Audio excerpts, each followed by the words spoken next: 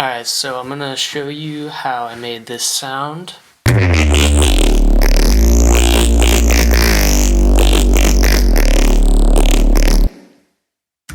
Yeah, so it's like a Noisia bass, I guess, I don't know. But it's really simple idea. Just two oscillators. Each one of these synths is just one oscillator, but I had to make two in order to control their pitches separately. So if you look at this pitch envelope thing, it's basically the higher that this knob goes, the more out of tune these two oscillators are going to be. So this is oscillator 1, this is oscillator 2, and you can see when you have a high, it sounds pretty bad and out of tune, but then when you have it low, it's more in tune. So I'll show you how you can build this actually with operator. I'll just start from scratch actually, and what I'm going to do is grab operator. So we got a sine wave by default.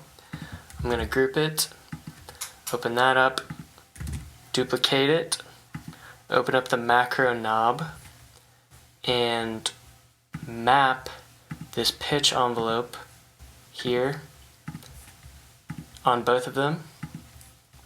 Then I'm going to turn it on, right click, copy to sibling. Then I'm going to put the sustain at 12 on this one, which will control the pitch. When this is up, it'll be up 12. So I actually don't need it that high. I'd rather do like 2. Put this at 2, peak at 2, and sustain at 2. Then on this one, I'll do -2. Initial, sustain, -2. If I want, I can do the end at -2. I mean, this one should be +2, so this is going to be oscillator 1, and this will be oscillator 2. Great. So now, what does it sound like? You can see here, it's two sine waves. They're just two semitones apart from each other. So when I turn this down, or if I keep it in the middle actually, it'll be kind of like a pulsing sine wave, and then the more you turn it up, the more out of tune they get. So another trick I think would be to put that at 0 and that at 0, so that when it's all the way down, they're completely in tune, not phasing at all, just summing together perfectly. So actually, that'll control it pretty fine-tuned, and it'll start doing what you want, whatever. So we still need another operator, because I'm going to completely cut out, I'll label it sub, I'll completely cut out the lows of this, because you always want a consistent sub bass for the most part. Cut it around like 150, and then we can start distorting it together. So I'll just throw a saturator. There we go, we got basically just a saturated sine wave. And then once I start turning this up, you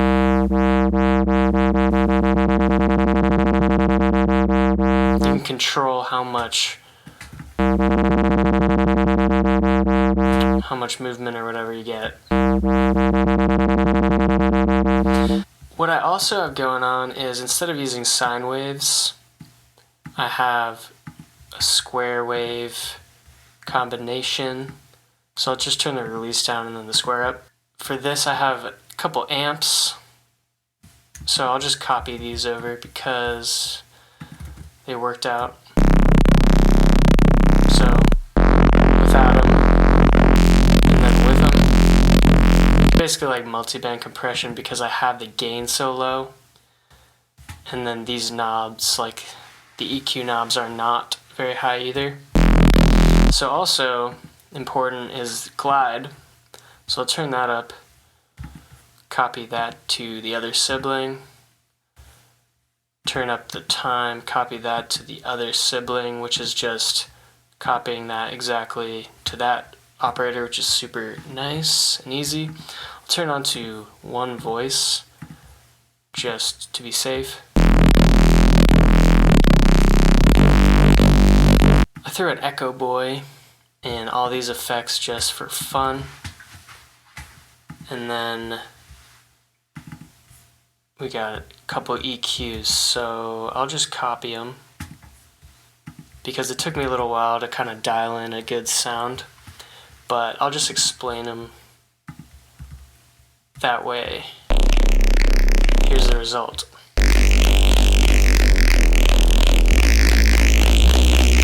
I'm going to copy that MIDI. To also turn this sub on one voice, and then the glide at the same level as the others. I can also copy the automation. I think actually I need to turn these on 1. Let me do that real quick. 1 and -1, so you can kind of see what's going on. And it's a little more fine-tuned. Keeping it very fine-tuned within one semitone. And that way you can control the pitch completely, like detailed, whatever. So I have this Echo Boy. It's at 10%, a bit of width. Then I got Decapitator. You don't really need Decapitator. I could probably get away with using a saturator. You can basically do whatever you want at this point.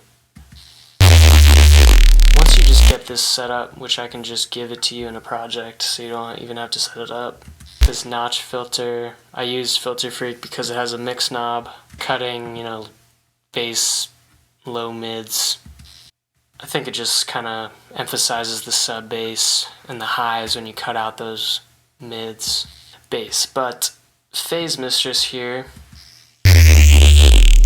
probably too much, and just a lot of cutting the sub bass. These are just 2 EQs doing basically the same thing, just making sure there's no bass from this sound. So when I take out the sub, you can hear it.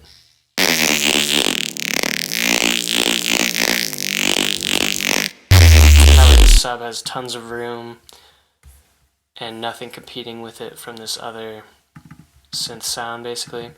And a little bit of chorus. I don't know, it kind of like blends it. I just felt like doing that, do it to taste. You might not even want to. So at the very end, you put some sort of clipper or saturator or maybe a limiter. And just for this demonstration, get it really loud.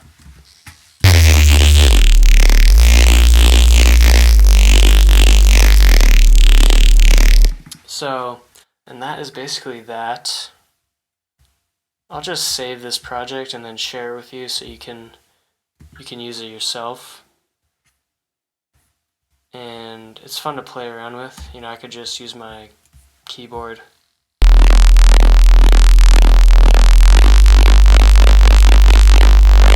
But it's just a sound you hear a lot.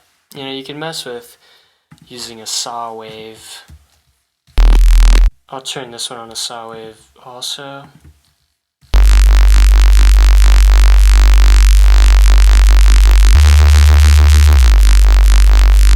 And then you can just save this whole thing, group everything, save it as bass. I'm just going to call it Noisia detune control macro with operator.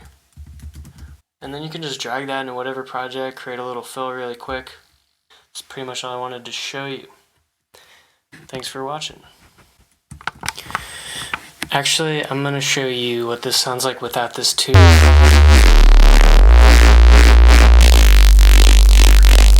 So it really adds highs somehow, just from the combination, because it's from the very beginning. But you might not want to use that. Definitely just mess around with it. You could even just you can mess with this, kind of fuck with the harmonics.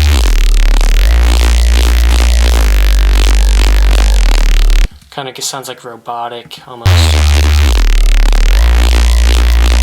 It's kind of like talking at this point, which is pretty cool. So just do tiny little tweaks here and there within the effects, within the oscillators, and make your own sound.